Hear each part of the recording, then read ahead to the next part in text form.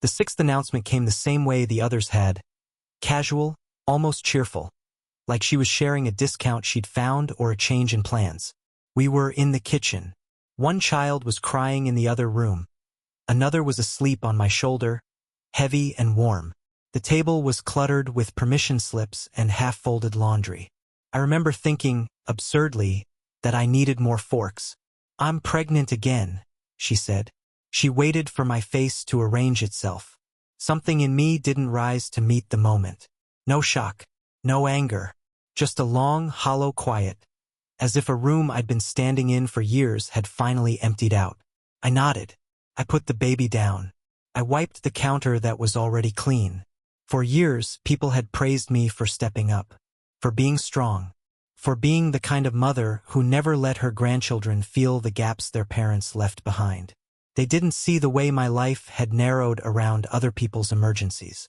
They didn't see how every just for a little while had hardened into permanence. I had loved the children. I still did. That was the problem. "I can't do this anymore," I said. The words surprised me with how plain they sounded. No drama, no build-up, just a fact finally stated. She laughed, not kindly. "You always say that. This time I mean it." She looked at me like I'd spoken a foreign language. Then her face shifted, fear first, then calculation. I knew that look. I'd seen it when rent was due, when a boyfriend disappeared, when responsibility needed somewhere else to land. I left that afternoon. I packed slowly, deliberately, as if I were a guest checking out rather than the person holding the place together. The children watched me with confused patience. I kissed their heads. I told them I loved them. I did not explain. My apartment felt wrong. Too quiet, too clean. I sat on the edge of the bed and waited for the familiar pull of guilt to drag me back. Instead, my phone rang. Not her number. The police officer's voice was polite, rehearsed. There had been a call. A report of abandonment. Concern for minors. They needed to ask me some questions. Fear settled in my body with professional efficiency. I thought of all the ways women like me are expected to give until the giving becomes invisible. I thought of how easy it would be to paint my leaving as cruelty instead of collapse. When the officers arrived, they didn't rush. They sat. They listened. They asked when the children had come to live with me, whether there had ever been paperwork, custody agreements, court orders. "No," I said, to all of it. I watched as the narrative shifted, not dramatically, but unmistakably. Assumption gave way to clarification. Voluntary care was named as voluntary. Years of unacknowledged labor were quietly reclassified as choice, not obligation. One officer nodded, slow and careful. "You're not legally responsible," he said. "You were helping." Helping. The word landed heavier than accusation ever had.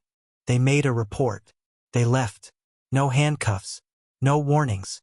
Just a door closing softly behind them. My phone buzzed after. Messages from my daughter, sharp and panicked, then furious.